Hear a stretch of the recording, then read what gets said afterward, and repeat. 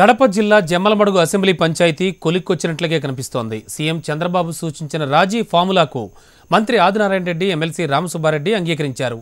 ఎవరు ఎక్కడి నుంచి పోటీ చేయాలనే అంశాన్ని ఇద్దరు నేతలు చంద్రబాబుకు వదిలేశారు.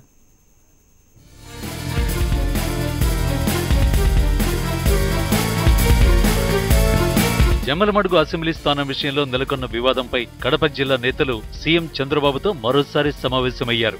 అమరావతిలో జరిగిన భేటీకి మంత్రి Adinarayana Reddy, MLC Ramasubba Reddy, MP CM Ramesh సహా పలువురు నేతలు హాజరయ్యారు. జమ్మలమడుగు అసెంబ్లీ నియోజకవర్గం టికెట్ తమకే కేటాయించాలంటూ ఆదినారాయణ రెడ్డి, రామసుబ్బారెడ్డి ఇద్దరు గట్టిగా పట్టుబట్టారు. దీంతో చంద్రబాబు రాజీ ఫార్ములా సూచించారు. కడప లోక్సభ నుంచి ఒకరు, జమ్మలమడుగు అసెంబ్లీ సీటు నుంచి మరొకరు పోటీ చేయాలని ఆదినారాయణ రెడ్డి, రామసుబ్బారెడ్డికి చంద్రబాబు సూచించారు. అయితే ఎవరు ఎక్కడి నుంచి పోటీ చేయాలి అనే అంశాన్ని ఇద్దరు నేతలు సీఎంకి వదిలేశారు. వారం రోజుల్లో చంద్రబాబు తన నిర్ణయాన్ని చెబుతానని అన్నారని ఆదినారాయణ రెడ్డి, రామసుబ్బారెడ్డి ఉమ్మడిగా ప్రకటించారు. ఎవరికి ఏ స్థానం కేటాయించినా కలిసి పనిచేస్తామని చెప్పారు. ముఖ్యమంత్రి గారి నిర్ణయానికి అటు నేను కానీ, రామసుబ్బారెడ్డి గారు కానీ, జమ్మలమడుగులో అసెంబ్లీకి ఎవరు, ఎంపీకి ఎవరు అనేది ఆయన నిర్ణయం. ఈ లోపల మేము మా యొక్క ముఖ్య నాయకులతో ఆల్రెడీ మేము మీటింగ్ పెట్టాం. మరొకసారి మీటింగ్ పెట్టిన తర్వాత 5-6 రోజులు, వారం రోజుల లోపల ఒక అంశం కొలికొచ్చిన తర్వాత మధ్య సామరస్యంగా జరిగిపోతుంది. ముఖ్యమంత్రి గారు కూడా దాన్ని క్లియర్ కట్గా చెప్పడం జరిగింది.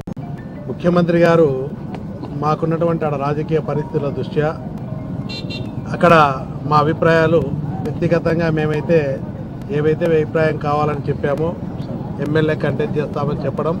సరే, ఏది ఏమైనా కూడా ఉన్నది ఒకటే సీటు, ఎవరో ఒకరు ఎంపీ, ఒకరు ఎమ్మెల్యే పోవాలా, దానికి కట్టుబడి నేను మీరు చెప్పిన విషయాలు దృష్టిలో పెట్టుకొని ఈ ముఖ్యమంత్రి గారు కూడా నిర్ణయం తీసుకుంటారు, దానికి కట్టుబడి. ఆదినారాయణ రెడ్డి కడప ఎంపీగా పోటీ చేసి ఓడిపోయినా ఎమ్మెల్సీ పదవి ఇస్తానని చంద్రబాబు హామీ ఇచ్చినట్లు సమాచారం. మొత్తానికి జమ్మలమడుగు అసెంబ్లీ సీటు విషయంలో వివాదానికి తెరపడటంతో కడప జిల్లా టీడీపీ నేతలు ఊపిరి పీల్చుకున్నారు.